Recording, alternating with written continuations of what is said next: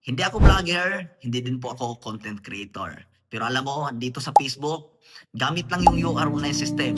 Dito ako nakabili ng first car ko na Honda City.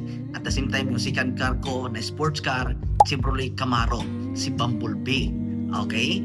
Kaya kung ikaw na nakapanood ng video na to at gusto mo din mag-level up sa buhay mo, kasi dito, kahit part-time mo lang gagawin itong online business na ginagawa namin, pupwede ka pa rin kumita ng 20,000 to 30,000 a month, depende pa yan sa sipag na ibibigay mo.